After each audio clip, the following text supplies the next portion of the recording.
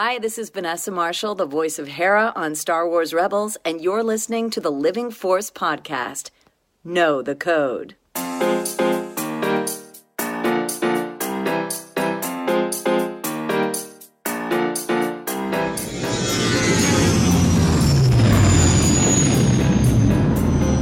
Great disturbance in the Force. Welcome to the Living Force podcast. There's always a bigger fish. A Youtini production. I'll never turn to the dark side. Episode 12, Alphabet Squadron Roundtable Part 1. Do or do not.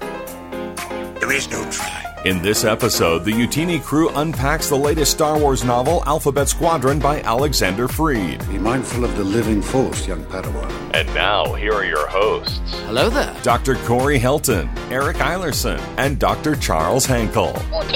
Dude, I went to all 3 used bookstores that exist in this town that I'm in, and overall I got like 6 books. Nice. It's not terrible, but I really want to get that Rebecca Roanhorse book, Trail of Lightning, because she's writing Resistance Reborn, right? Right. So, and last night she just won this like sci-fi magazine's best novel of the year, period. Oh, wow. For Trail of Lightning. Whoa, that's a big deal. So she's like astonishingly. So I want to read this before that comes out. That's a great idea. People are just regretfully, I actually just don't have a lot of sci-fi reading experience outside of Star Wars. Me neither. Funny Straight enough, up. like I've read a lot of other genres. I like a little bit of mystery stuff. I really like history and stuff regarding war and World War II. I read a lot of that kind of stuff. Yeah. But like, I don't have virtually any experience reading sci-fi, which is weird. I don't love. Sounds crazy. I don't know that I love sci-fi in general outside of Star Wars. Well, Star Wars is fantasy. That's the thing. It's fantasy. Yeah, in that's space. true. Different. That's true. The only other major series I think I've read is like the Ender's Game series. I read like 3 or 4 of those books from Orson Scott Card. I did too. Yeah, it's crazy because I feel like with genres, I'm definitely a sci-fi guy amongst friends and stuff, but I always just go to the Star Wars section and it keeps that. But I'm going to try to get into more. Like I want to read Rebecca Roanhorse's stuff. I want to read the Expanse books, or at least watch the show. I've heard great things about the Expanse books. Yeah, so that'll be kind of my mission. I got Chuck Wendig's new book coming on Tuesday. That is the reviews are like it's his The Stand, essentially. Like it's his epic. Interesting. And it's gotten really, really excellent pre-coverage. So interesting. We'll see how that is. I'm really tired today. I think I gotta bump it up. I mean, I'm back to the champagne of beers. Well, there's your problem. Well, there's 12 of them for $7. Is that Miller High Life? Yeah, it is. Okay, so we went to since you guys made fun of me for drinking my lemonade Natty Light the other day. We still haven't tried it. That's the thing. We don't know. We don't know its glory. Listen, I have like really hyped this up to like everybody I know at this point. And we went to like a resident get together. It was the first time we got to meet all the upperclassmen and stuff on Friday. And of course, I show up with my 24 pack of lemonade Natty Light. I did. I swear I did. And like we ended up talking about beer, and we got on this big huge kick because this one of the other residents, her husband is like really into brewing beer, which is awesome. Like he's done it like at a large scale before, and so he was talking about brewing. This other resident, her husband like works at a big local like tap shop where they have all the like a growler shop or something where they have all the beers and tap and stuff. And we got into this huge talk about beer and like all the different kinds of beer that I'd really like to try and things like that. And they just interrupted me. Like, we're gonna have to stop you right there because I'm not sure we can have this conversation while you're drinking Natty Light. I was like, come on, dude, that's gonna be me at our celebration after party. I'm gonna after like 4 hours where we're gonna be like 8 drinks in. I'm gonna be like, get this man a Natty Light. Oh wait, sorry, you only have beer here? That won't do it. Get this man a Natty Light. It doesn't taste anything like Natty Light, and I cannot believe that I would even purchase something like with the label of Natty Light on it. It just it tastes like a Mike's Hard but more beer flavor lemonade stuff. Yeah. It's good. I mean, it's good. I respect your commitment to something that you enjoy. Screw what anyone else thinks. If you like it, you like it. Thank the maker. Exactly. And you know what? Speaking of screwing what everyone else thinks, this is episode 12 of the Living Force podcast. We're out of movies. Yep. So is this bit officially dead? Because last week was our solo one? We got some TV shows we can use. All right, the Clone Wars. Season 1, Episode 1 of the Clone Wars. We're gonna be here for a while. So all right, Matt, your audio has to be that specific. Don't do that. Don't make him do that. That's terrible. But with me on this extremely specific audio podcast are none other than my glorious friends, Dr. Corey Helton. Hello. Hello. And Dr. Charles Hankel. Hey, it's good to be back. All right, and I am Eric Eilerson. Now, Charles, your doctor name is going to get extremely important tomorrow, because tomorrow, our fair listeners, is Charles' first official day of doctoring. Yep. How you feeling, man? I'm trying not to have an active panic attack on air right now. Nervous, excited, all the terrifying emotions all mixed up into one, but it'll be fine. I think. I'm fine. How are you guys? Corey, how long do you have before your first day? I don't start until July 17th is my first day, and I start on like outpatient pediatric. So I have to deal with some. In the mornings, we see all the babies that have recently been born do those. They do those exams, the newborn exams, and I get to do some circumcisions and stuff like that. Like I'll start every day with that. With your coffee. That sounds great. Coffee and circumcisions. Yes, coffee and circumcisions. That could be another podcast we could start. That sounds great. I'm gonna pass on that one. Yeah. So after we do the newborn stuff, then we go off and do the outpatient pediatric stuff, which is a lot of well child visits and things like that. Like, they come in at 6 months to make sure they're meeting their milestones and stuff. So it's like much more low stress than I think what Charles is having to start with. I'm on inpatient medicine, so it's all adults, but like I could literally walk in and someone just codes and I'm doing compressions like immediately. Like I have no idea what could happen. Man. Like, to put this in perspective, this week I start tech rehearsals, so I have to be sure I'm standing on the right place where a light is on. On the taped X.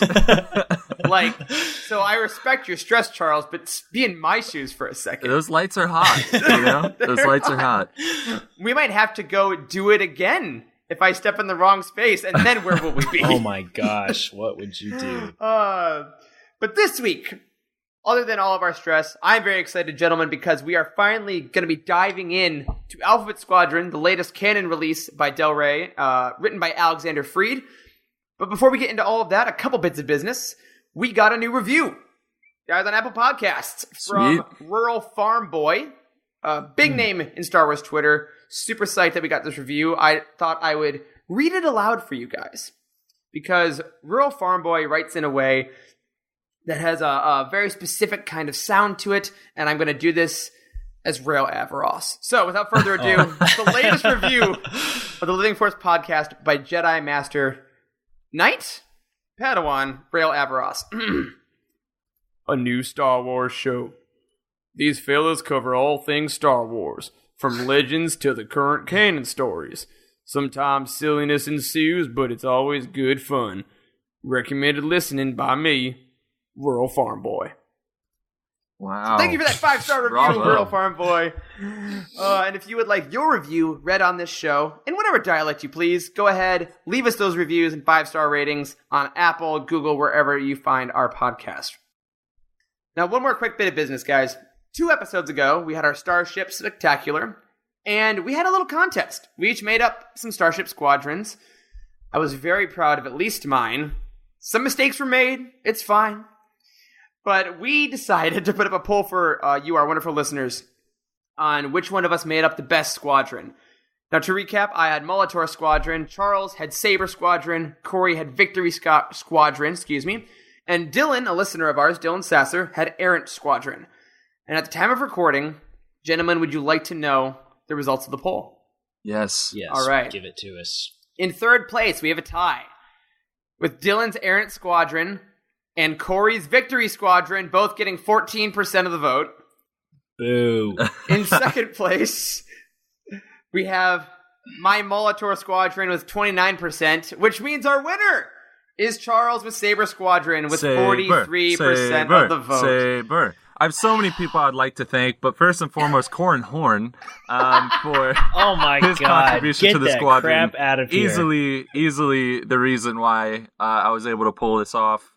And also Poe as Saber 5. He did a great job in the back of the squadron. Saber 5. What a bunch of crap. It's Porkins. It's Porkins' fault. I knew he would let me down. He did. It's literally his purpose. Don't put him in there. It is. If you missed what a mistake. If you missed our extensive discussion about these squadrons and you want to know why we're talking so much about Cornhorn and Porkins, go check out episode 9 of our podcast where we went down all of our fan-made squads. Now, we did get 2 more. I want to go through really quick after that episode. Andrew Bell, loyal listener, great guy, made up Legacy Squadron. And these were his. I want your guys' real-time reactions. His leader was none other than Saber Squadron star Cornhorn. I approve. Legacy 2 was Jaina Solo. Shout out to Corey. Legacy 3 was Iden Versio. Legacy 4 was Adi Gallia. And Legacy 5 was Luke Skywalker. So I will take that. I'll accept that. And then Brent Sweeting, another Discord star and Youtini Cantina star, made up his own. He's got Harrison Dula as a leader, which I appreciate, who is leading Luke, Han, Wedge, and Poe in the back, which is, again, very disappointing, Brent. I'm not supportive of this. But then he did throw in Nora Wexley as well. So, super appreciate up on there. So, thank you to Brent, to Andrew, to Dylan, to everyone that has their own squadrons in their hearts for that. And Charles, congratulations. Thank you very much. Molotro Squadron will ride again. But you know what, guys? We're not here to talk about our masterful yet somehow inferior squadrons. We are here to talk about the newest, the most magnificent, the Will Lark-driven Alphabet Squadron.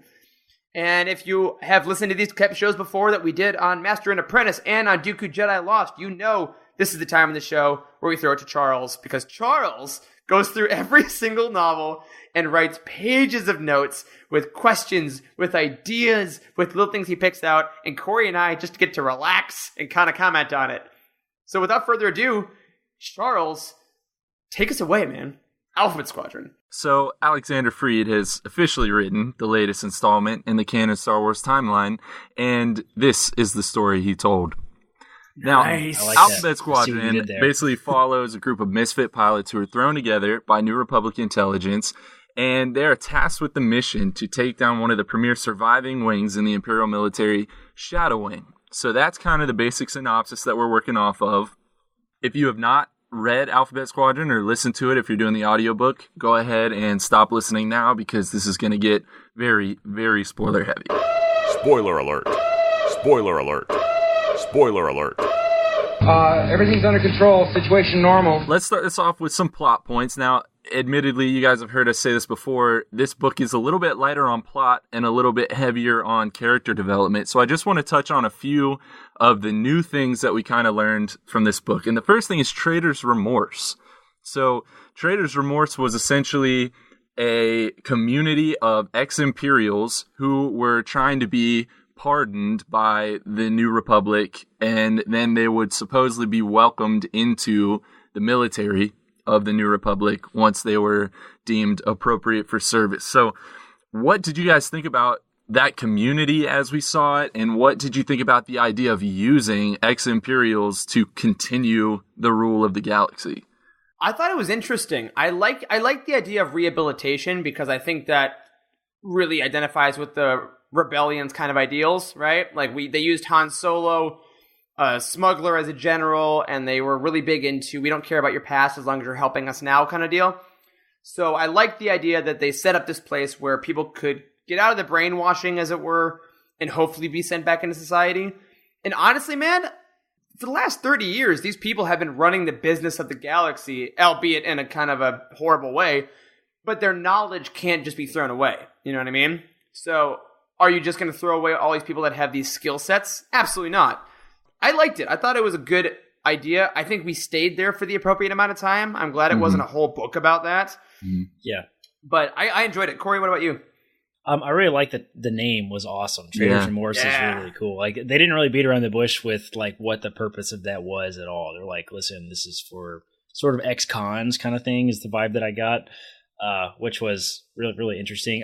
Something I really liked about this entire theme of Trader's Remorse is that they were not like super welcoming of ex-Imperials. Like there was a very sort of gritty looking through everything from squinty little eyes, as I like to say a lot of time, like at the Imperials, which that has always really kind of bothered me about Star Wars, that we kind of get as a recurring theme, is the whole theme of redemption in Star Wars is huge. You see it in the Clone Wars, you see it in the films, we see it in Vader, and everyone's sins are suddenly forgiven because they defect to the Rebel Alliance, they defect to the Republic, whoever they defect to, when they stop being a bad guy and they start being a good guy. That's a really big theme with I think it's in the Legacy series. You guys know anything about the plot with Tahiri? Mm-mm. She was like somebody that helped out Jason and was sort of a servant of his when he was an evil, Sith Lord, Jason Solo, when he became Darth Caedus in Legends. And like there was a lot of really interesting discussion in the Legacy series about that, because she like came back to the Republic, came back to the Jedi, and was really repentful.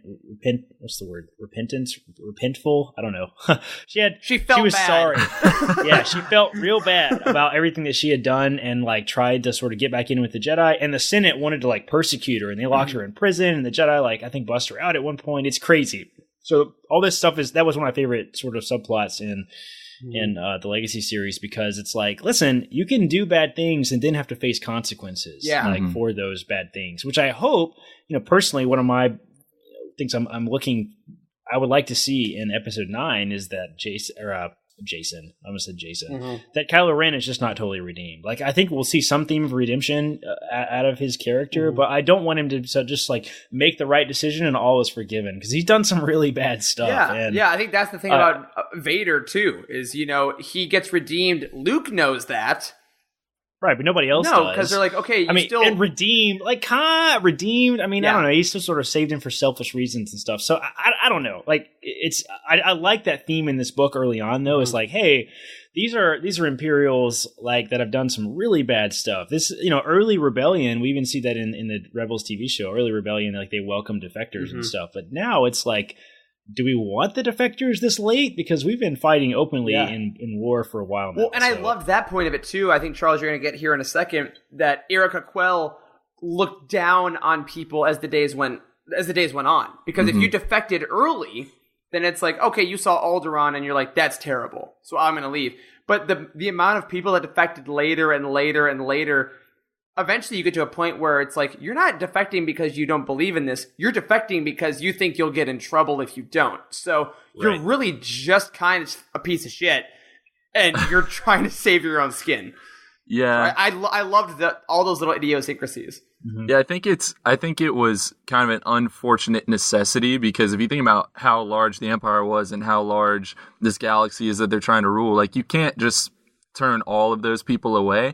But it kind of leaves the door open for there to be an Imperial remnant operating within the New Republic too, right? Like, I think we might see that pop up later on, especially since there's already an intelligence aspect to this whole series. But guys, speaking of Trader's Remorse, I have some remorse of my own, because I skipped how we should really open all of these roundtable discussions, which is with our opening rating of the book on a 1 to 10 scale. So let's go ahead and knock that out now, and then we will continue with these plot points. So, Corey, 1 to 10, what'd you rate the book? I haven't given this enough thought. Come back to me. Eric, you go first. All right. I'm going to go 9.5. Wow. I loved this book. I'm not going to do that. I'll give it a 6.5. Okay. And Charles? I gave it an 8. I feel like we're kind of all sitting about where we normally do. I mean, Corey and Eric, that's sometimes mathematically in the middle of 6.5 and 9.5.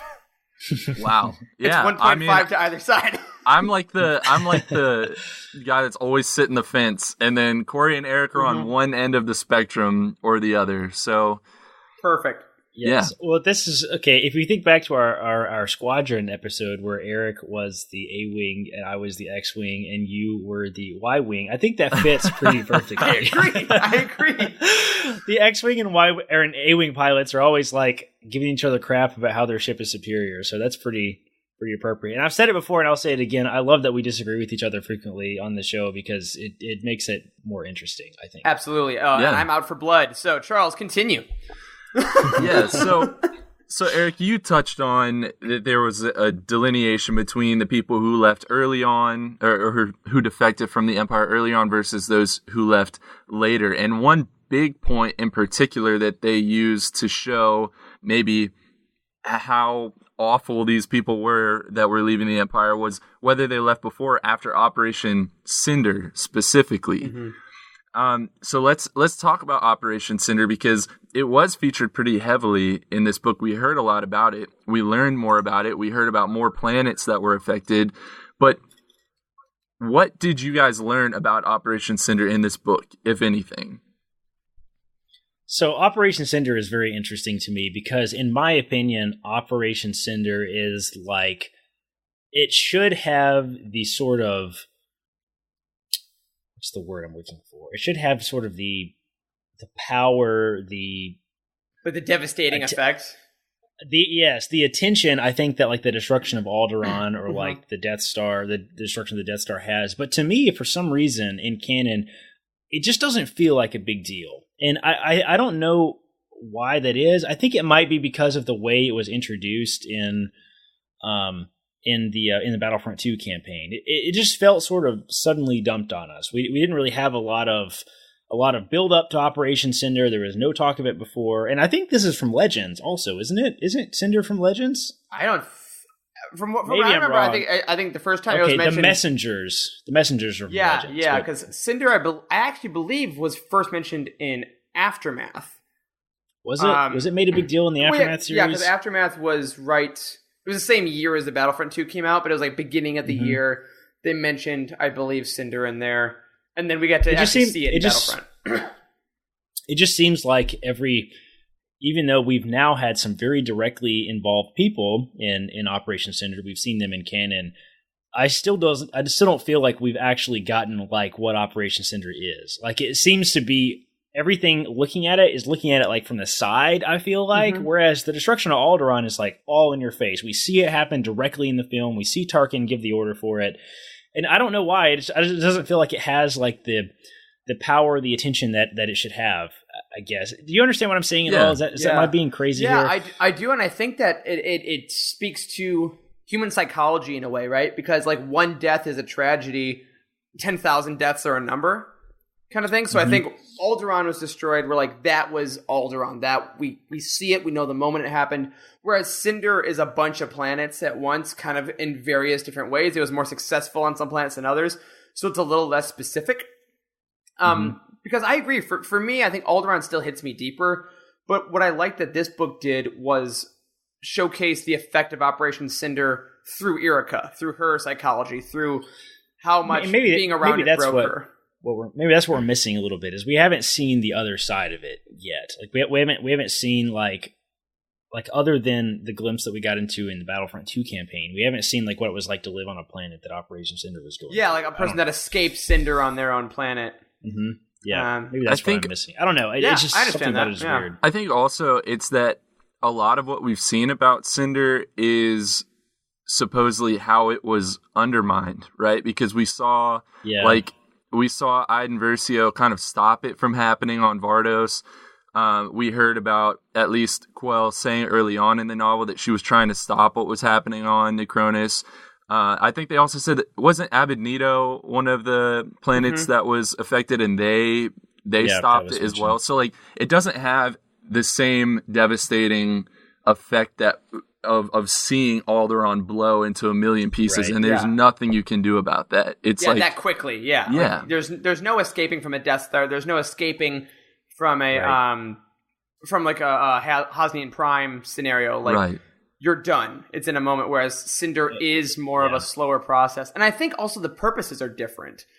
Because I think I'll interrupt you for a second. I was actually going to ask about that, is because maybe that's part of my problem too, is it still does not seem like there's a point to Cinder. And maybe that is the point, is that there's not a point. It was just stupid destruction because the Emperor, he put it, but why? Why did he do that? That makes no tactical, logical sense from any... a lot.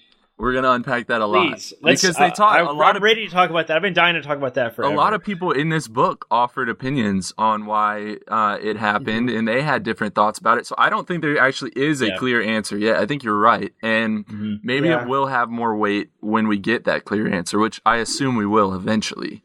Yeah, because my thought is I combine this and Aftermath together to kind of figure out what I think is happening, because I think some of it does possibly play into episode 9 with Palpatine coming back and the eventual rise, because in Aftermath, there's with the whole Gallius Rex plot, I think there's definitely this idea that Cinder is created to separate the extraordinarily loyal from the Emperor's dead, we don't really care about this anymore. So there's definitely that.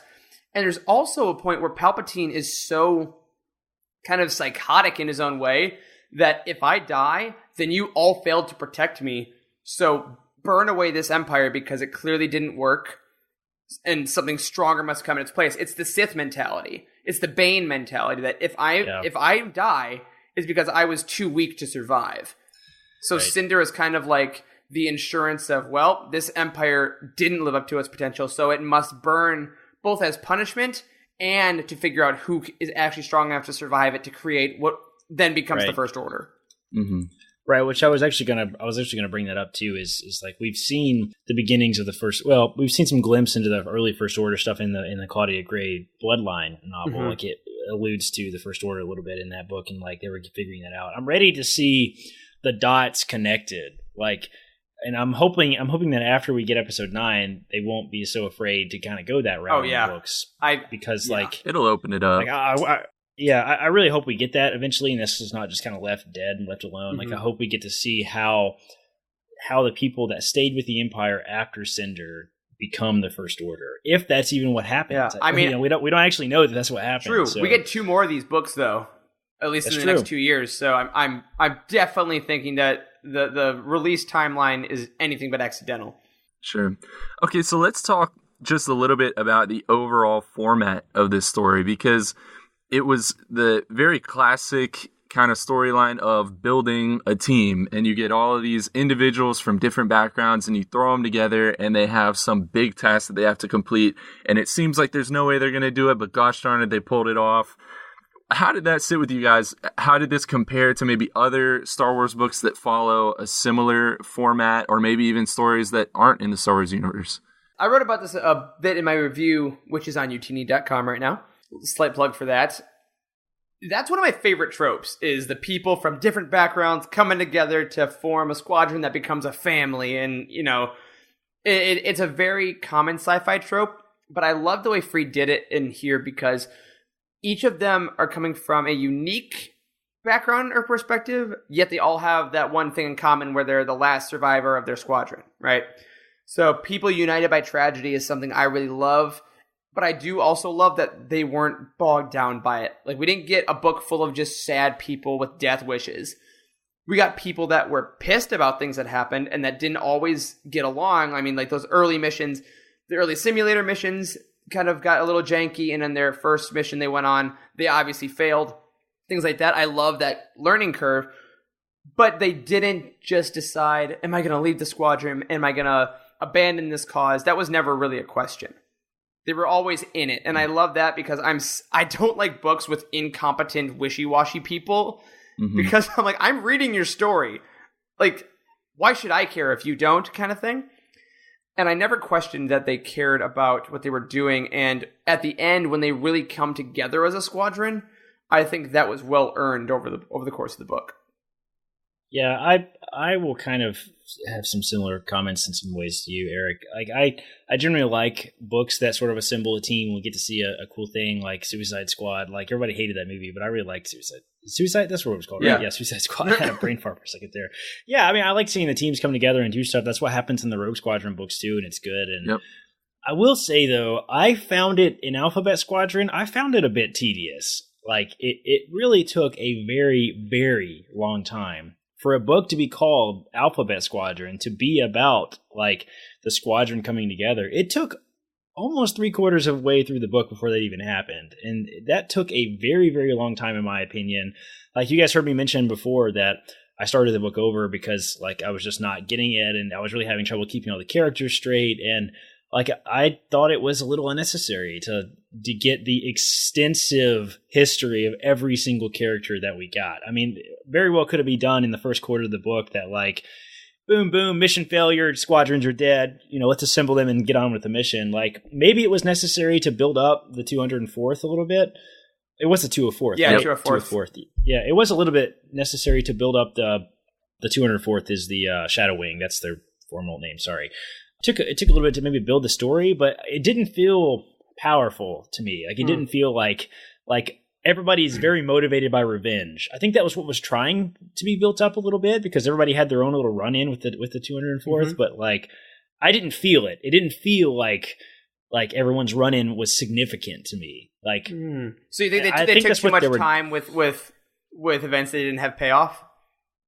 Yes, exactly. Like I think if you wanted to properly, I think the attempt was to, develop the relationships with Will, with his previous squadron mates, right? But they killed him off so fast, it's almost hard to build enough character development to give Will a good, I just lost my best friend story, Does that make sense at all? Yeah. So I want to jump on that because that's something that I felt extensively in kind of an opposite way, because I think that what you're talking about with the squad coming together quicker is definitely what happens in the Rogue Squadron books. I'm about 160 pages in to the first Rogue Squadron book, which is great.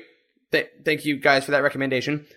But one of the issues I'm having with it is I'm constantly flipping back to the beginning to see the names of the people and what species they are. Yeah. Because they came together so quickly that I didn't have a chance to latch on to what made them different. Whereas that's fair. In this book, for me, I loved having more time with them individually because once Alphabet Squadron was formed, I already kind of had a feeling how Nath was going to interact with Chas and how Will was going to react to Kairos because I had spent so much time with them individually.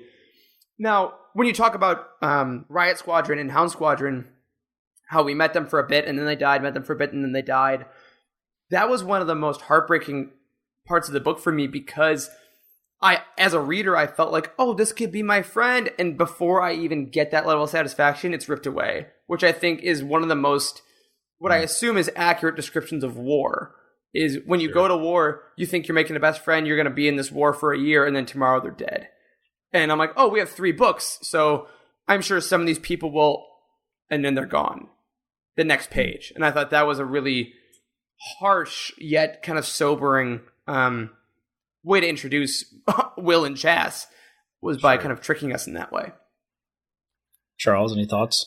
Yeah, I mean, I actually appreciated it, and it's mostly for something that Eric was saying where you kind of already have a good idea about the character, because if you start off a book and you just throw all these characters together and the reader knows nothing about them, I think you do lose you lose an appreciation for the individuals because you have no idea what to expect from them until you eventually get that one chapter where they tell like their backstory, right? And now you know kind of what to expect. But I liked going in and feeling like I already knew each character individually so that I could see how they would interact as a squadron. Yeah. And I think the death point that you made, Eric, is really good as well because these type of books can't shy away from that. I think that you trivialize their struggle if you do that, and Rogue Squadron actually does a really good job of that as well, or the entire X-Wing series. They don't shy away from that. But what I hope is that this doesn't turn out to be one of those things where all of these ancillary characters are dying, and then like the team just no one ever really is affected. Yeah. That's what I don't want. It gives you that weird like untouchable main characters is frustrating. Yeah, exactly. Yeah, so and I think I agree. And obviously, as we said before, if you're already this far in and you don't know this is a very spoiler-filled episode, seriously, there's spoilers. Because all the main characters in the squadron do survive the book. Yeah, I think that with this being, if this hadn't been a trilogy, I don't think that would have been the case. Yeah, I'm really picky about character development. I think in movies and in TV shows and books, and like there's a really great review of sort of the additions to Star Wars that is somewhere. I can't remember if it's a Red Letter Media review or who it is that does it on YouTube. But there's a great review where they talk about the things they added to A New Hope, like every time they released those through the 90s and early 2000s, they kept adding digital stuff, right? And that's what frustrated a lot of fans for some justified reasons, some unjustified reasons. Like, who cares that it's got Hayden Christensen as Anakin Force Ghost? Right. Whoop-de-doo, that's fine. Okay, but one of the big things that like they added that a lot of people had a lot of frustration with is that scene where like Han Solo goes out to the Falcon after meeting our main characters in the cantina, and he goes out to the Falcon and Jabba's waiting for him. And they like have that little brief discussion. He like steps on his tail as he walks over. You guys know what I'm talking about? It still doesn't look good when he steps over the tail. So it looks bad, and like the big criticism that this reviewer had, I'm pretty sure it was Red Letter Media, is like, we didn't need that at all for Han Solo's character development, because I think that's why they added it. I think there were some comments and some of the behind the scenes stuff. That's why they added that Greedo scene, and it just is all you needed. Yeah, just exactly. And the thing that he says is, we see Han Solo murder Greedo in cold blood, and then flip a coin to the bartender. Like, that's all you need to know about Han Solo. That it tells you exactly what type of person he is, and we don't need to see that he owes debts to a gangster, and the gangster wants him, and he's full of empty promises. We didn't need to see all that. But Corey, the thing with Han Solo is that he shouldn't be the guy that shoots in cold blood, because he's a hero to the kids. So all right, stop it. That's way too good of an impression of George Lucas. That Greedo should shoot first, and then you had to figure out why he was being a bad guy. Yeah, okay, it's a kid movie. I get it, blah, blah, blah. But still, I'm just like, so I'm picky about character development. I think that Star Wars has a really bad history of like giving us too much character development. Like, that was one of the big criticisms of the prequels, blah, blah, blah. We didn't need to see little boy Anakin, like whatever. I'm just saying that, personally it irked me. It has a lot to do with why I give the book such a low rating, I think, is that's fair. I found it at times I found the book tedious, which there are a couple books in Star Wars that have done that for me. So, it's no shame to the author or to the book itself. It's just like everybody has different forms of storytelling, and, that's the joy of all this, is we can all have different opinions about and I think that's one of the big realizations that I had with this book about new canon in general versus Legends. Legends is a lot more about the overarching plots and how everything affects the galaxy as a whole and how the mythology is crafted, whereas a lot of these new canon stories we're getting are way more character heavy, are way more like, this is how it affects this person, like all the Claudia Gray stuff. I mean, Bloodline, Leia Princess of Alderaan are just to kind of show us how Leia gets through these challenges, and yes, some stuff affects the outward machinations of the galaxy, but for the most part, like those books, your Master and Apprentices, all that stuff is way more character driven. And while I think that the tediousness can be writing style, like you're saying, you loved Master and Apprentice and this one didn't do it for you. So, but nonetheless, like a lot of fans that loved that kind of vastness and that kind of mile a minute pace of the Legends books are finding these ones a little more tedious, for sure. Yeah, whereas shoot it like heroin into my veins, this character development, just to be clear. And Han shot first. That was George Lucas earlier. That was not me. All right, so we've talked about the Squadron as a whole, but again, this book really was very character-driven. So I want to go ahead and hop into the character section of this review. So let's talk about each member of the team individually. It's probably no surprise. I want to start off with talking about Yrica Quell. So Quell was basically the ex-Imperial, as we said, who we first meet in the very beginning in Traitor's Remorse. And according to Quell, her background is maybe not entirely sympathetic to the Imperials. So she claims that she had always planned to desert the Empire and join the rebellion, thanks to one of her childhood friends who said it was the most worthwhile thing you could do with your life. But after she joined the Empire, she kind of didn't think it was so bad, and she didn't want to abandon the colleagues that she'd made in shadowing, and so she decided to stay. Now, I thought that was actually a pretty interesting take to just have her say this right up front. Like, yeah, it really wasn't so bad. The Empire was fine, so that's why I hung around. Did that make you not like her or dislike her right from the get-go, or did you kind of sympathize with what she was saying? I didn't like it. I thought it made her... I thought it made her seem weak, in my opinion. Like, it made her morals seem questionable in the very beginning. Like if she's not, which seems to be a recurring theme of this entire book, is it? By the way, is it Yrica or Erica? Erica. Eric, what does the audiobook says? Erica. Yeah. Erica? Yeah, like Eerica. Okay, Erica. Erica interesting. Quell. I also said Eureka, like in my head, Charles. Yeah. Yeah, I found it morally questioning. I mean, I found her moral questioning a little frustrating. Like, as a leader of the entire squadron, I agreed with Aiden and his sort of criticism of maybe she's not the right choice because she seems to be all over the place ethically. So yeah, I don't know if I had a strong opinion at the beginning regarding that with her. I noted it. I thought it was interesting that she was very much like, yeah, I wanted to be a rebel when I entered, which is, I think, a thing we haven't really seen before, of someone saying, I wanted to go here for flight training and then become a rebel. I guess the closest we get is Solo, where he's like, I want to go get the flight training and then go back to Corellia. Or Luke. Luke wanted to go to the Imperial Academy also. Oh, right. Because his friends have already gone. And right. That's more like just trying to join the military to get the heck out of your hometown, Boone County, Nebraska. Exactly. So. But I found it interesting that she was pretty upfront about it. Now, her staying in, I guess my gut tells me I couldn't blame her a ton, because with books like Lost Stars, especially when we got to see the kind of inner workings of the Academy and how a lot of them are just regular people that are caught up in this horrible thing, I get why she would stay, because she didn't want to kill her friends, and the rebellion was like horrible, and she was young, and all those kind of things.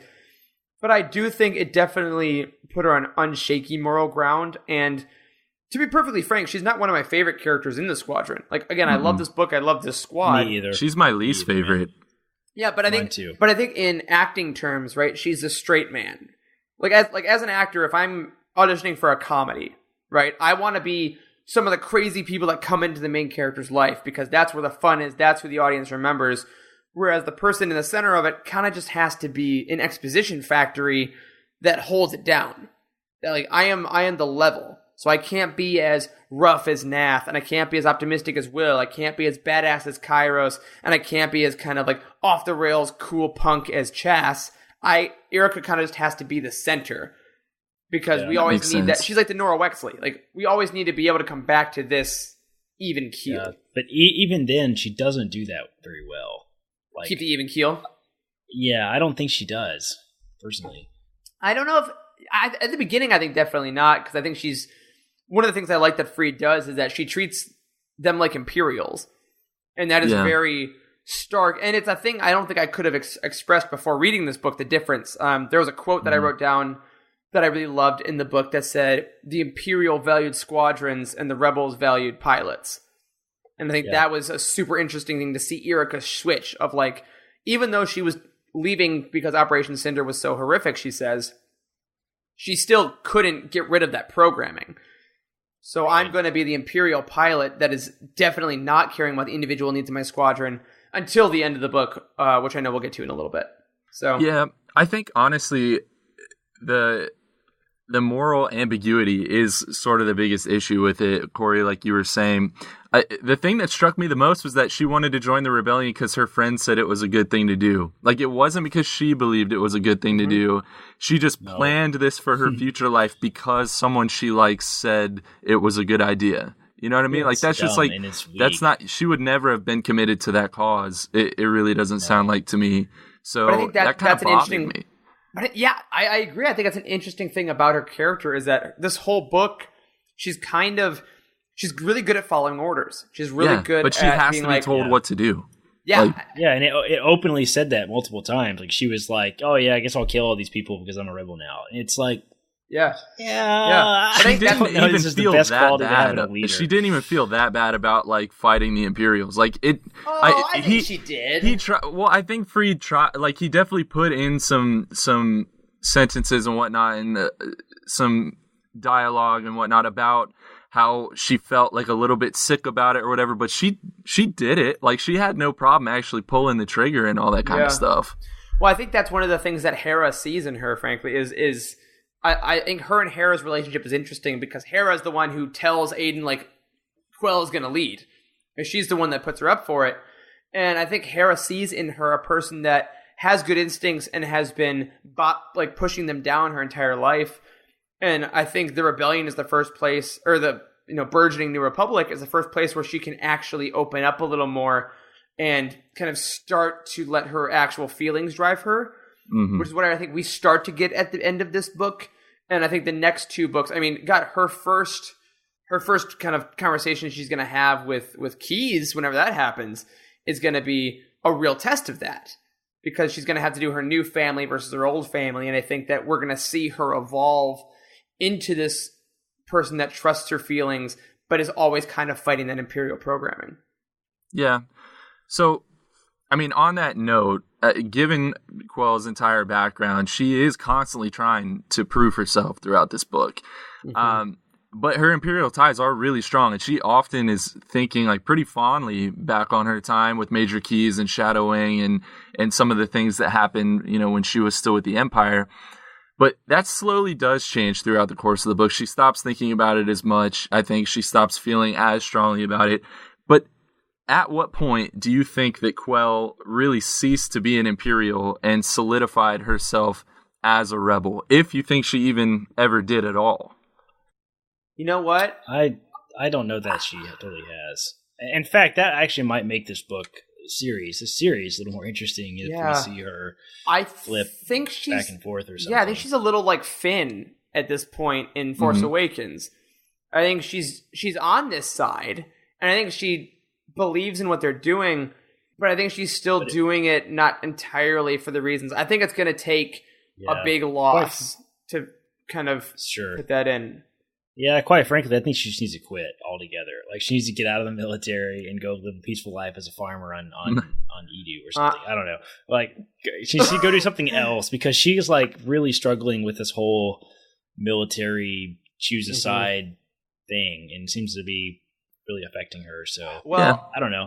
If I was her psychiatrist, I would, if you were ITO. Yeah, exactly. Like, I don't think Erica's going to quit, but I do think that we're going to quit just for a second to put in a Youtini member break, and then we're going to come back to the bloodbath that is the discussion of Alphabet Squadron. Be back in a second. Hey everyone, this is Freddie C., Living Force podcast producer, and you may be asking, hey Freddie, what's your favorite series in the EU? And you know what my answer is? Rogue Squadron. I mean, come on, let's go over it. Luke Skywalker, check. Wedge Antilles, check. Starfighters, you got it. Battles, of course. Kissing, who knows? The only way to find out is to lock those S-foils in attack position and dive in. There's about 9 books, so I recommend the omnibus. Head to youtini.com if you want more information about the series. If you have any questions for me, you can find me on Twitter at WakeUpFreddy. Alright boys, I've had my 30 seconds of fame. It's all yours. May the Force be with you. And we are back. Corey, what'd you think about that clip? I wouldn't know, Eric, because I need to listen to it. Yes, normal as always. Charles? I thought it was great. I enjoyed it. Thank you. I agree. I have faith in our team. Couple of shills. Shillcast, episode 12. Oh my god, now I kind of just want to make a podcast called Shillcast, weekly 2-minute episodes that just says, buy Disney swag, buy Disney swag. Go to Galaxy's Edge, build the lightsaber. You will cry, you will cry. But we're not here to talk about Galaxy's Edge. We're talking about fighter pilots. Who's next? All right, so I still want to talk about Quell. I think there's more to say about her. And I want to kick this part off with a quote that was actually pretty heavily featured to promote the book. And it was something that Hera said to Quell. And she said, you know your squadron will fight, but will they fight for you? Do they know that you'll fight for them? So again, we're talking about Quell having to prove herself to her squadron.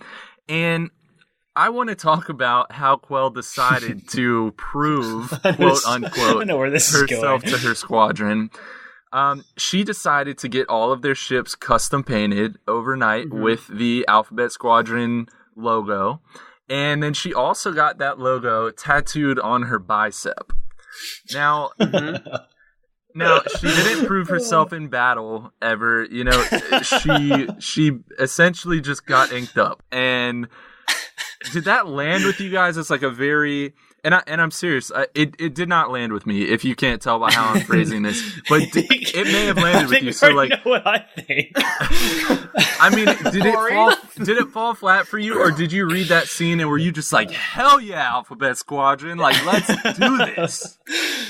No, I was not like that. I thought that was what I was supposed to get out of it. But I was like, I legitimately let the book fall on my face and was just like, wow, like this is so cringy. I hated it. I hated it so much. It was my least favorite scene in the entire book, and it made no sense whatsoever. And like, she painted some logo. It made a big deal about like how she had stayed up all night or something and done it. You remember that? Like she had not had any sleep last night, so she could do this art project on the X-Wings or whatever, or on the ships, and then she got a tattoo, which is, I don't know. It just, why a tattoo in artwork? I don't know. I thought it was really dumb. Eric? As the resident tattooed person on this podcast, I dug it, but also it's for a couple of reasons. It's not just because I have a tattoo. It's definitely a part of it. But it reminded me of kind of old military ships, like a lot of in Clone Wars, the Plo's Bros ink on their gunships was there. All the clone troopers customized their armor in a certain way. Now that I'm reading Rogue Squadron, like Wedge has all his kills painted on his thing. Like the painting of a ship seems to be very symbolic in the Rebellion and in the all various parts of the militaries. And I think that the idea of them kind of being this aimless group, like the working group, I think is what Kieran Aiden called them, right? Mm-hmm. Before that, they had just been the working group. And I think even just the symbol does a lot. I mean, whenever we go around and we see, like, you see the rebel brand or whatever 501st batch you are, like, they all get their own patches. I think for me, it landed because it was Erica's way of saying, like, listen, you think I don't believe in you and I'm not good. She's not good with words. She's not really good with people because the Empire didn't care about it. So it's kind of like her way of saying, I do believe in you. I can't really express it as much as I want because that's not who I am, but I can make sure that we fly as a team. And the tattoo, I mean, that is a little bit in me because I do want that tattoo now. Yeah, but it wasn't like look how loyal I am tattoo. It's like somebody that's got like a really abusive girlfriend and like really hates them and like they're really bitchy all the time and spending all their money and they're like, look, I love you. Look how much I love you. I tattooed a heart with your name on it on my bicep. Yes, that's exactly what I got. It felt like, okay, out of a loyalty thing or in painting the kills on your starship, that's all really fantastic. Like, I think that would have been great if it was done in a different context. The fact that it was done from the angle of this is how Quell proves her loyalty to the squadron, that totally fell flat for me. Because a tattoo and painting artwork on ships doesn't mean squat in my book. Like that's felt desperate. Like, I don't know. I felt like a couple things. I felt like her behavior did not change at all before and after the tattoo, and I mean, like maybe subtly, but at most. So to me, it was just like sort of a little bit of an empty gesture. And the other thing that bothered me was this was like an intelligence working group, like so like the and not even proven yet. Is it going to remain the alliance? Exactly. And so like, who's to say 3 of them don't get blown out of the sky and it's an entire X-Wing squadron next week? You know what I mean? But like, I just want the symbol to have some weight behind it first. Like she made it up that night. Like there was no symbol. Like she just created it and made it up. Like the Rebel insignia has weight behind it. The Alphabet Squadron probably will eventually, but didn't at that time. So that was my thought there. If this was like a children's animated TV show, that would have been like the key moment that she was suddenly a rebel. Does that make sense? Like that would have been the thing that all the children understood to mean that she was totally loyal and all in now. And that's not what it did for me at all. That's one of those things in kids' TV shows. We get a lot of that in Star Wars. That like, you know, you have to roll your eyes at a little bit of the cringy cliche stuff in the kids' TV show. And that's where this was for me. I just really didn't like it. If Alexander Freed ever listens to this, I hope he's not supremely insulted by my thoughts on that. It didn't fall where it was supposed to for me, I think. And, you know, it's what it is. Okay. Yeah, I mean, I dug it. I'm interested to see if her having the symbol on her somewhere comes up again in the other books. Yeah. So you're like ready to get a Youtini tattoo, Eric? Is what we have talked about this in Slack, Corey. You've mentioned that in jest. We're getting the evaporator. I'll get that on my ankle, man. Just get Youtini tattooed on you, but in place of the O, put in the Alphabet Squadron patch. Wait, so it's gonna have to be like a large thing across my entire back in order to get all that detail in. I was thinking like chest, like across the pecs would be good. Oh, that'd be good. My best feature is my naked chest body. Yep, that's right. Moving on. So I want to wrap up Quell just by talking about how she ended up in an X-Wing. Because again, it's Alphabet Squadron because each person was flying a different letter starfighter. Mm-hmm. So Quell makes a point. She really does make a point in that she chose her starfighter, the X-Wing, at total random. And she actively dismisses the idea that there was any kind of reason behind it, that there is anything like the Force that could have had a hand in it. But do you believe that it was meant to be? Was Alphabet Squadron meant to be, or was it really just totally random and they all ended up in different ships? I don't think it was meant to be, no. I don't think that's a Force thing, personally. Because they do talk about how it's not like strategically advantageous to have that many different ships in a squadron, right? I think that it is random to the point of what was available, because they do point out that the A-Wing and the B-Wing are more difficult to repair because they don't have them in the fleet, really. So I think that if it was meant to be, then it would have been a little easier to maneuver around things. There would have been less trials to happen. I do think it was a matter of, obviously, if we want to go meta about it, when he was writing it, absolutely, like that's the draw in a writer point of view. But in the terms of the Star Wars universe, I believe in the randomness of that act. Yeah. Okay. Corey, do you feel the same way? Yeah, pretty much. I don't really have a whole lot to add to that. Like, it struck me as being necessary from a writing standpoint. Like, how can you have a squadron leader not in an X-Wing? Yeah. Well, you're saying that because you were the X-Wing. That's how it happens. Whatever. So I do want to say just actually. On that note, Freed had some really awesome quotes that I had to write down, and so I want to share this one really quickly because it was some of Quell's thoughts about the Force, and it said, "The zealots of the rebellion revered a mystical, omnipresent, and undetectable energy they called the Force, claiming its ineffable power controlled destinies. The mysteries of hyperspace were real enough for Quell." I thought that was really nice. Yeah. They did talk... Yeah, sorry, go ahead, Eric. Yeah, I was going to say, I think that's a really nice kind of side-by-side of, science and religion in Star Wars. Because, that's, the Force is very much a religious analog and very much a thing. And it makes her sound kind of like a whiny, stubborn atheist. Which, again, I am one, I can say that. But I think that's a cool thing of, she's like, no, I've seen everything I need to see. And it's Han Solo, too. I've seen all these galaxies, and I don't think there's some kind of mystical force connecting it all. Yeah. Yeah. All right. Well, let's move on from Quell, and let's move on to Nath Tenzent. So, basically, Nath was our Y-Wing pilot. He was part of an old squadron that was completely obliterated by Shadow Wing, and that left him as the sole survivor. So, whenever Quell tried to get him to join the New Republic, he openly refuses. He's just not going to do it. Why do you think that he refused? I think that Nath is one of those guys that hates being put in a box, right? Because he was an Imperial pilot, and he grew up with the same regulations as Quell did, and then he left pre-Alderaan, right? If I remember that correctly. I think so. Yeah, just barely pre-Alderaan, and then became essentially because he was smuggling stuff, because he was doing illegal stuff is why he left, not because of a sense of morality.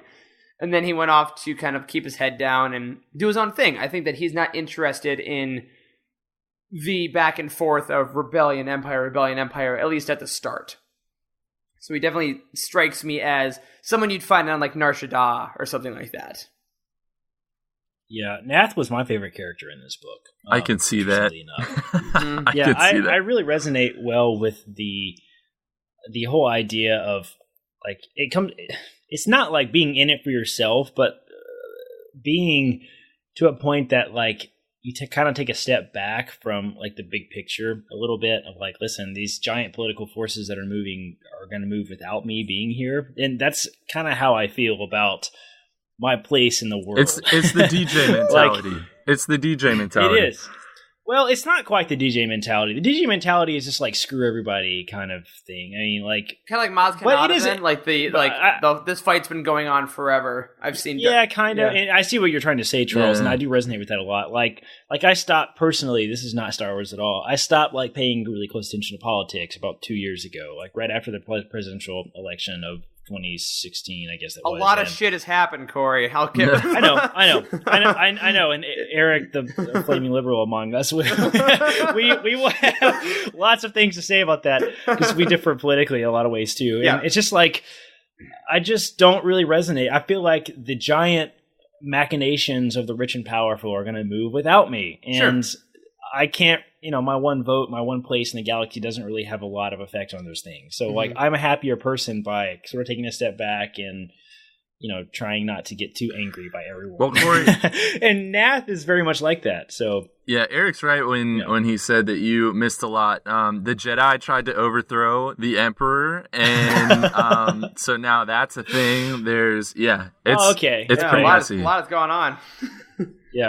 Yeah, but I love that about Nath. Like, why did he refuse? I think that's why he refused, because that's his place in the galaxy. Yeah. He's just like, listen, I don't want anything to do with this. I've done that for a long time, and it didn't. Yeah. All it got me was pain and suffering. Where Jin says that all the rebellions ever brought her is pain. I think that's why he left. He was just like, he didn't want anything to do with it. That being said, I do think that Nath is always kind of looking for the right excuse to jump in, though. He is like Han Solo, and that's what I respect about him. Is like, that's why I say he's not like DJ, right? Like DJ like screwed everybody over, okay, like and he would like betrayed him on purpose, and he would do it again in a heartbeat. Like Han Solo's not like that. Remember, Kira says he's actually the good guy, and that's how I feel about everything. Yeah. Like, I will make the right decision when I'm put in the position to do that, but. I respect that Nath is like that. He has a good moral compass. It's just sometimes it's kind of buried under a wall of something. Yeah, he's like, I'm not going to come help you just for pure moral reasons, but if you say the right words and like offer me money, then I can say to myself, oh, I'm doing this for money, even though down below it's like, cool, now I'm finally actually able to do what I want. Right. So that's a great question. Yeah, he was offered money, and that is revealed to be the reason, at least why he said he ended up joining Alphabet Squadron. Right. But like Eric says, like maybe he says to himself, which I really like that. Right. The way you put that, Eric. It's probably very true. Right. Now he also, though, when later in the book when they're on Pandem Nye and he's going after Shakara Nerys, and to recover that Imperial file on Quell, like he has that whole thing that happens in movies and books and stories like this, where you have the monologue about like, my name is Inigo Montoya, you killed my father, like all of that stuff. I loved that moment. Yeah, and he was basically like, you killed my whole old squadron, and now like I'm here to kill you. And he seemed really motivated by that, when early on he was claiming that wasn't his motivation whatsoever. So if you had to choose one, and it sounds like I kind of know your answer already, but what is Nath's true motivation to be in this squadron? Is it money, or is it justice for his old squadron? And whatever your answer is, what's keeping him in the squadron moving forward, given the events at the end of this book? I think at the beginning of the book, it's justice for his squadron hidden under the guise of money. Right. I think they definitely both play a part. And after he literally has the moment where the quote, I wrote it down, I don't have it in front of me, but it's like, hi grandmother, you killed all my friends, we should chat. Or no, I know you're busy. I think that's what he says. It's a baller move. But then at the end of the book, I earnestly think he stays because he loves his squadron. Like, he and Will become super good friends. Like, they're wingmates. Like at the end of the book, when Nath is like, yeah, I left to do my mission, and Will's like, just tell me next time. And he's like, you wouldn't have understood. And Will has that moment of like, no, I'm your wingmate. Like, I got you, and I'm willing to, but you just need to keep me in the loop. I think that Nath has finally found another sense of longing, because I'm guessing he probably told himself at one point, I'll never join another squadron. Like, I won't risk losing them ever again like that, which is why he went to the kind of underground life. And I think now he's accidentally found a family, which is another trope I really love in sci-fi, is the accidental family, right? So I think that he has gone from revenge to selfish motives to now emotional motives. I still don't think he loves the New Republic a ton. I think he could take it or leave it, but I think he would die for the members of Alphabet Squadron now. Oh, you trust him way more than me. Way more than me. Corey, what do you think? That's where I am at the end. I don't think he's going to put his life on the line for... I mean, he might. You put him under the right pressure. I think he's one of those he's one of those characters that's wishy-washy enough that it's a valid question. Is he going to? Yeah. You know? Well, I think there might be a Han. twist. I think there definitely might be a moment of like, Nath, you were gonna, and it's like, oh shit, like I have a Beckett-esque twist, but I don't think so. But I'm also very Will Larky in my mind of loving people and hoping that they're not mean. Yeah, I think that we are going to get Nath. He is going to end up being a good guy by the end, but I don't think he's there yet, because you're rolling me right into my next question, Eric. It's almost like you know what I'm going to say sometimes, but a little bit. So Nath is constantly trying to make connections with other people, whether it's other people that are on, the Lodestar, or the people in Alphabet Squadron. But it seems like it's always for a selfish reason. Like he basically says, like, I'm friendly to these other people in case I need to call in a favor later. Yeah, he's networking. He's networking. Yeah. And later in the book, I agree with you, Eric, Nath does start to seem like he's liking his squadron mates. And I would say that he probably is closest with Will. But does he really like them, or is he just doing the same thing he's doing with everyone else where he's trying to use them? Because I will point out that he left Will hanging on Pandem Nye. Like, he totally pieced out and was like, hope that my astromech can be your wingmate and keep you alive. But if he can't, maybe I'll feel bad. But he totally left Will hanging. He did. And I think that's a genuine test because he does say at the end of the book, he's like, cool, as far as I'm concerned, I'm done working for Aiden now. Like, I did my mission. I got paid. Like, because I think at the end of the day, he's still going to do the missions that he accepts. Like, he is a man of his word in that way, right? Mm-hmm. So now that that's done, that debt has been fulfilled, as it were. And I think that he now had to learn, like, oh, that did actually affect this person and this kid, essentially. That they kind of have, I'm seeing like a Tony Stark, Peter Parker relationship with the two of them a little bit. Mm-hmm. So I think that as the next two books go on, should they all survive them, I think we'll see a little more of that protectiveness, that if like Will is hurt or if Will gets kidnapped or something, Nath's going to be the one to say, all right, let's go get him, kind of thing. I don't have a good answer to this question either. I mean, I think he is supposed to be kind of a wild card in a sense. Like, we don't really know what he's going to do. And I think that's what makes him a fun character, is that he's unpredictable. Because, a lot of Star Wars characters, we talked about that in like the X-Wing series, they're very predictable because they are almost cliches of superheroes, right? And Nath is definitely not that. So yeah. But what else is unpredictable is what we're going to say about Alphabet Squadron on next week's episode, because we're out of time, guys. These absolutely fly by, and we have so much more to get into with Alphabet Squadron, including possibly the best character in the history of the new canon, in Will Lark, who we will talk about with Chas and with Kairos, the badass of all badassery, and a bunch of other stuff when we get into next week's episode. But ladies and gentlemen who I'm currently talking to, that'll do it for this week's episode of The Living Force. Thank you to especially Charles for putting these together every time we do one of these. The work is amazing, and the questions are great, and I can't wait to go even deeper. For our listeners, if you're new, don't forget to subscribe to this show wherever you get your podcasts, and tune in every week to hear us at Youtini talk about the Star Wars Expanded Universe. Please leave us a review to help people find us, and head over to youtini.com for reviews, articles, and comprehensive book profiles on every single story in the Star Wars galaxy, including Alphabet Squadron. If you want your thoughts on this show, email us at livingforcepod@youtini.com. Tweet at us at livingforcepod, or join our Youtini Discord community by going to youtini.com/discord. Personally, we are all on Twitter. I am at Eric Eilerson, Corey is at DocStarWarsMD, and Charles is at C. Henkel. A special thank you to Matt Davenport, our amazing editor, Freddie, our tech wizard, and Wes, our community manager. Thank you to Corey and Charles for podcasting with me. Charles, good luck tomorrow with doctoring. And as always, may the Force be with you. Bye, guys.